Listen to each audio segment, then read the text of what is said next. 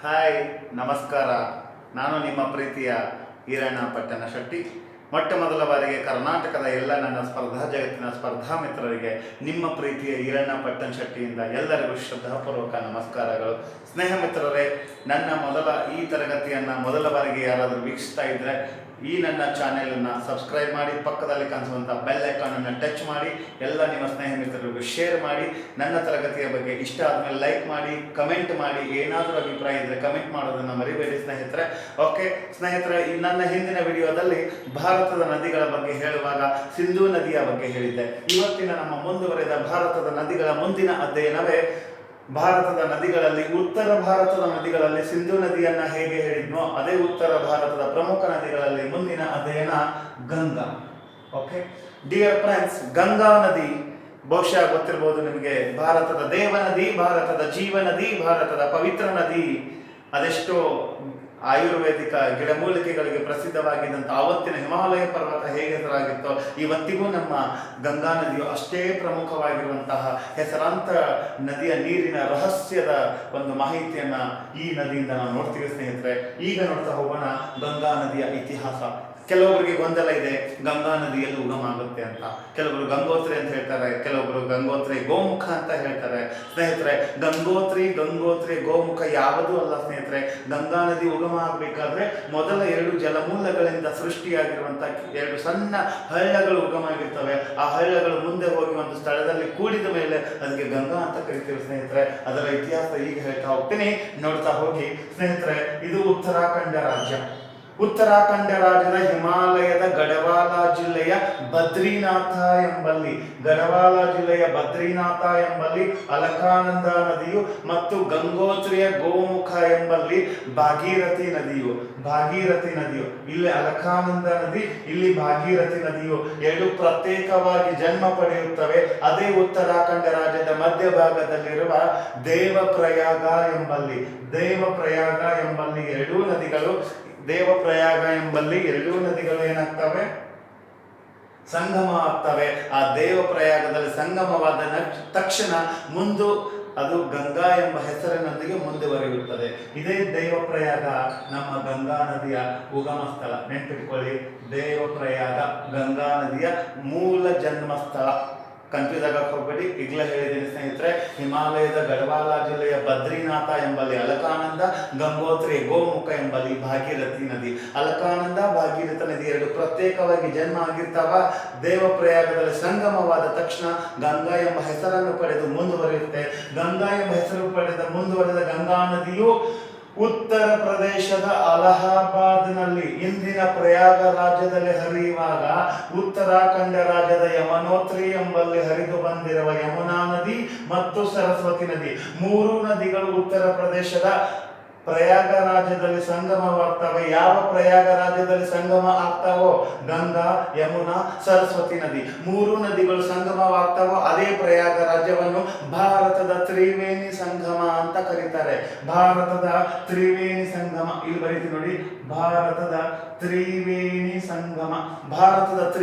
ಸಂಗಮ ಅಂತ ಕರೆಸ್ಕೊಂಡು ಬಿಹಾರದತ್ತ ಸಾಗಿದಂತಹ ಗಂಗಾ ನದಿಯು ಬಿಹಾರದಲ್ಲಿ ಹರಿಯುವಾಗ ಬಿಹಾರದ ಕಣ್ಣೀರು ನದಿಯಾದ ಕೋಸಿ ನದಿಯು ಇದರ ಎಡದಂಡೆ ನದಿಯಾಗಿ ಬಂದು ಸೇರ್ಪಡೆಯಾಗುತ್ತದೆ. ಕೋಸಿ ನದಿಯನ್ನು ನೇಪಾಳದಲ್ಲಿ ಅರುಣಾ ನದಿ ಅಂತ ಕರೀತಾರೆ. ಅದರ ನದಿಯ ಇತಿಹಾಸ ಮುಂದಿನ ಇದರಲ್ಲಿ ಹೇಳ್ತೀನಿ ಸ್ನೇಹಿತರೆ. ಹಾಗಾದ್ರೆ ಬಿಹಾರವನ್ನು ದಾಟಿ ಪಶ್ಚಿಮ ಬಂಗಾಳದಲ್ಲಿ ಹರಿಯುವಾಗ ಜಗತ್ತಿನ ಅತಿದೊಡ್ಡ ನದಿ ಮುಖಜ ಭೂಮಿ ಸುಂದರ್ಬನ್ ಎಂಬ ನದಿ ಮುಖಜ ಭೂಮಿಯನ್ನು ಸೃಷ್ಟಿ ಮಾಡಿದಂತಹ ಈ ನಮ್ಮ ಗಂಗಾ ನದಿಯು, ಡಿಯರ್ ಫ್ರೆಂಡ್ಸ್, ಈ ಪಶ್ಚಿಮ ಬಂಗಾಳದಲ್ಲಿ ಸುಂದರ್ಬನ್ ಅನ್ನು ಸೃಷ್ಟಿ ಮಾಡುತ್ತೆ. ಸುಂದರ್ಬನ್ ಯಾಕೆ ಕರೀತಾರೆ ಅಂದ್ರೆ ಸುಂದರಿಯ ಮರಗಳು ಕಂಡು ಬರುವುದರಿಂದ ಸುಂದರ್ಬನ್ ಅಂತ ಕರೀತಾರೆ. ಇದು ನಮ್ಮ ಪಶ್ಚಿಮ ಬಂಗಾಳದಲ್ಲಿ ಸುಂದರ್ಬನ್ ನದಿ ಮುಖಜ ಭೂಮಿಯನ್ನು ಸೃಷ್ಟಿ ಮಾಡಿ ಪಶ್ಚಿಮ ಬಂಗಾಳದಲ್ಲಿ ಮುಂದೆ ಹರಿಯುತ್ತಿರುವಾಗ ಇದಕ್ಕೆ ಅಡ್ಡಲಾಗಿ ಪರಕ್ಕ ಆಣೆಕಟ್ಟು ಕಟ್ಟಲಾಗುತ್ತೆ. ಪರಕ್ಕ ಆಣೆಕಟ್ಟು ಕಟ್ತಾರೆ. ಪರಕ್ಕ ಆಣೆಕಟ್ಟು ಕಟ್ಟಿದ ನಂತರ ಈ ತರ ಗಂಗಾ ನದಿ ಹರಿದು ಹೋಗ್ತಾ ಇರುತ್ತೆ. ಹರಿದು ಹೋದ ತಕ್ಷಣ ಪರಕ್ಕ ಆಣೆಕಟ್ಟು ಕಟ್ಟಿದ ನಂತರ ಮುಂದುವರೆದಂತಹ ಗಂಗಾ ನದಿಯು 2 ಶಾಖೆಗಳಾಗಿ ಡಿವೈಡ್ ಆಗುತ್ತೆ, 2 ಶಾಖೆಗಳಾಗಿ ಡಿವೈಡ್ ಆಗುತ್ತೆ. ಒಂದು ಭಾಗೀರಥಿ ಅಥವಾ ಹುಗ್ಲಿ ಶಾಖೆ, ಇನ್ನೊಂದು ಪದ್ಮಾ ಶಾಖೆ. ಭಾಗೀರಥಿ ಅಥವಾ ಹುಗ್ಲಿ ಶಾಖೆ ಈ ಕಡೆ ಬರುತ್ತೆ, ಪದ್ಮಾ ಶಾಖೆ ಈ ಕಡೆ ಬರುತ್ತೆ ಸ್ನೇಹಿತರೆ. ಈ ಭಾಗೀರಥಿ ಅಥವಾ ಹುಗ್ಲಿ ಶಾಖೆಯು ಪಶ್ಚಿಮ ಬಂಗಾಳದ ದಕ್ಷಿಣ ಭಾಗದ ಉದ್ದಕ್ಕೂ ಹರಿದು ಕೊನೆಯದಾಗಿ ಬಂಗಾಳ ಕೊಲ್ಲಿಯನ್ನ ಸೇರಿದರೆ, ಪದ್ಮಾ ಶಾಖೆಯು ಬಾಂಗ್ಲಾದೇಶವನ್ನ ಪ್ರವೇಶ ಮಾಡಿ ಬಾಂಗ್ಲಾದೇಶದ ಗೋಲರೂಡೋ ಎಂಬ ಹಳ್ಳಿಯಲ್ಲಿ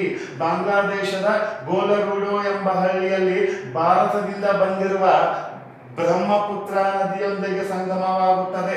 ಎಷ್ಟೋ ಬಾರಿ ಪ್ರಶ್ನೆ ಕೇಳಿದ್ದಾರೆ, ಗಂಗಾ ನದಿಯು ಬ್ರಹ್ಮಪುತ್ರ ನದಿಯು ಬಾಂಗ್ಲಾದೇಶದ ಯಾವ ಸ್ಥಳದಲ್ಲಿ ಬಂದು ಸಂಗಮವಾಗುತ್ತವೆ ಅಂತ ಹೇಳಿ. ಬಾಂಗ್ಲಾದೇಶದ ಗೋಲರೂಡೋ ಎಂಬ ಹಳ್ಳಿಯಲ್ಲಿ ಸಂಗಮವಾದ ನಂತರ ಬಾಂಗ್ಲಾದಲ್ಲಿ ಮೇಘನಾ ಎಂಬ ನದಿ ಹರಿದು ಹೋಗಿರುತ್ತೆ. ಆ ನದಿಗೆ ಜಾಯಿಂಟ್ ಆದ ತಕ್ಷಣ ಮೇಘನಾ ಎಂಬ ಹೆಸರಿನೊಂದಿಗೆ ಹರಿದು ಕೊನೆಯದಾಗಿ ಬಂಗಾಳ ಕೊಲ್ಲಿಯನ್ನು ಸೇರುತ್ತೆ. ಇದು ಆರಂಭದಿಂದ ಒಟ್ಟು ಅಂತ್ಯದವರೆಗೂ ಹರಿಯುವ ಉದ್ದ 2500 ಕಿಲೋಮೀಟರ್. 2500 ಕಿಲೋಮೀಟರ್ ಉದ್ದವಾಗಿ ಹರಿಯುತ್ತದೆ. 1569 ಮೈಲಿ ಉದ್ದವಾಗಿ ಹರಿಯುವ ಗಂಗಾ ನದಿಯು 10 ರಾಜ್ಯಗಳಲ್ಲಿ ಜಲಾನಯನ ಪ್ರದೇಶ ಹೊಂದಿರುವ ಭಾರತದ ನದಿ ವ್ಯವಸ್ಥೆಯ ಅತಿ ದೊಡ್ಡ ನದಿ ವ್ಯವಸ್ಥೆ ಅಂತ ಕರೀತಾರೆ ಸ್ನೇಹಿತರೆ. ಗಂಗಾ ನದಿಯ ಶುದ್ಧೀಕರಣಕ್ಕಾಗಿ ಭಾರತದ ಕೇಂದ್ರ ಸರ್ಕಾರ ಜಾರಿಗೆ ತಂದ ಯೋಜನೆಯೇ ನಮಾಮಿ ಗಂಗಾ. ಇದು ಗಂಗಾ ನದಿಯು ಬಿಹಾರದಲ್ಲಿ ಹರಿಯುವಾಗ ಆ ಗಂಗಾ ನದಿಯಲ್ಲಿ ಕಂಡು ಬರುವ ಡಾಲ್ಫಿನ್ ಅನ್ನು ರಾಷ್ಟ್ರೀಯ ಜಲಚರ ಪ್ರಾಣಿ ಅಂತ ಕರೀತಾರೆ. ಇದಕ್ಕೆ ಸ್ನೇಹಿತರೆ ಪ್ರಮುಖ ಉಪನದಿಗಳು, ಎಡದಂಡೆ ಉಪನದಿಗಳು, ಬಲದಂಡೆ ಉಪನದಿಗಳನ್ನ ನೋಡ್ತೀವಿ. ಅದರಲ್ಲಿ ಪ್ರಮುಖವಾದ ಬಲದಂಡೆ ಉಪನದಿ ಯಮುನಾ ನದಿ. ಯಮುನಾ ನದಿಯು ಉತ್ತರಾಖಂಡ ರಾಜ್ಯದ ಯಮನೋತ್ರಿ ಎಂಬಲ್ಲಿ ಉಗಮವಾದ ಈ ನದಿಯು ಸುಮಾರು 1380 ಕಿಲೋಮೀಟರ್ ಉದ್ದವಾಗಿ ಹರಿಯುತ್ತದೆ. ಕೊನೆಯದಾಗಿ ಉತ್ತರ ಪ್ರದೇಶದ ಪ್ರಯಾಗ ರಾಜ್ಯದಲ್ಲಿ ಸಂಗಮವಾಗಿ ಅದರ ಜೊತೆಗೆ ಹರಿಯುತ್ತದೆ. ಇದು ಗಂಗಾ ನದಿಯ ಪ್ರಮುಖ ಉದ್ದವಾದ ಮತ್ತು ಸಹೋದರಿಯ ನದಿ ಎಂದು ಯಮುನಾ ನದಿಯನ್ನು ಕರೆಯುತ್ತಾರೆ. ಯಮುನಾ ನದಿಯ ದಡದಲ್ಲಿರುವ ಪ್ರಮುಖ ನಗರಗಳು ಆಗ್ರಾ, ಕಾನಪುರ್, ದೆಹಲಿ. ಈ ಪ್ರಮುಖ ನಗರಗಳನ್ನ ನೋಡಿದರೆ ಇದೇ ಯಮುನಾ ನದಿಯ ದಡದಲ್ಲಿರುವ ಭಾರತದ ಐತಿಹಾಸಿಕ ಪ್ರೇಮ ಸೌಧವೇ ಶಹಜಾನ್ ನಿರ್ಮಿಸಿದ ತಾಜ್ ಮಹಲ್.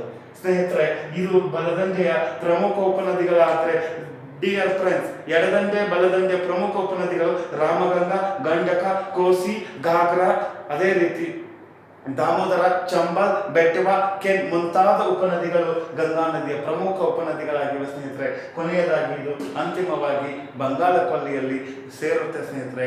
ಭಾರತದ ಅತಿ ಉದ್ದವಾದ ನದಿಯಾಗಿದೆ. ಕನ್ಫ್ಯೂಸ್ ಮಾಡ್ಕೋಬೇಡಿ. ಭಾರತದಲ್ಲಿ ಉದ್ದವಾದ ನದಿ ಬ್ರಹ್ಮಪುತ್ರ, ಭಾರತದ ಉದ್ದವಾದ ನದಿ ಗಂಗಾ. ಭಾರತದ ಅಂದ್ರೆ ನಮ್ದು. ಈ ಎಕ್ಸಾಂಪಲ್, ಈ ಪೆನ್ನು ನನ್ನದು ಅಂದಾಗ ನಂದು ಮಾತ್ರ ಆಗುತ್ತೆ, ನಮ್ಮದು ಅಂದಾಗ ನಮ್ಮ ಯಾರ್ದೋ ಆಗಿರ್ಬೋದು, ಹೌದಲ್ವಾ? ಅದೇ ರೀತಿ ಕನ್ಫ್ಯೂಸ್ ಆಗಬೇಡಿ. ಭಾರತದಲ್ಲಿ ಅಂತ ಬಂದಾಗ ಬ್ರಹ್ಮಪುತ್ರ, ಭಾರತದ ಅಂತ ಬಂದಾಗ ಗಂಗಾ ನದಿ ಸ್ನೇಹಿತರೆ. ಇದು ಗಂಗಾ ನದಿಯ ಪ್ರಮುಖ ಮಾಹಿತಿಯನ್ನು ಒಳಗೊಂಡಿದೆ ಸ್ನೇಹಿತರೆ. ಮತ್ತೆ ಏನಾದರೂ ಹೆಚ್ಚಿನ ಮಾಹಿತಿ ಮತ್ತೆ ನಿಮಗೆ ಬೇಕು ಅಂದರೆ ಕಮೆಂಟ್ ಬಾಕ್ಸ್ನಲ್ಲಿ ಹೇಳಿ.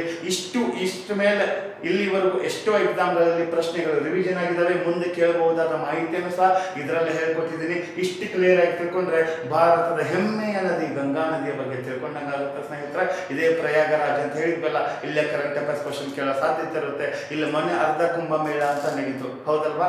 ಆ ಅರ್ಧ ಕುಂಭಮೇಳ ನಡೆದು ಪ್ರಯಾಗರಾಜ್ಯದಲ್ಲಿ, ಉತ್ತರ ಪ್ರದೇಶದ ಪ್ರಯಾಗರಾಜ್ಯ. ಅದರ ಹಳೆಯ ಹೆಸರು ಅಲಹಾಬಾದ್ ಆಗಿತ್ತು. ಈಗ ಅದನ್ನ ಪ್ರಯಾಗರಾಜ್ ಅಂತ ಕರಿತಾ ಇದ್ದೀವಿ ಸ್ನೇಹಿತರೆ. ಇದರ ಉಗಮ ಸ್ಥಳ ಎಲ್ಲವನ್ನು ಮಾಹಿತಿ ಕೊಟ್ಟಿದ್ದೀನಿ ಸ್ನೇಹಿತರೆ.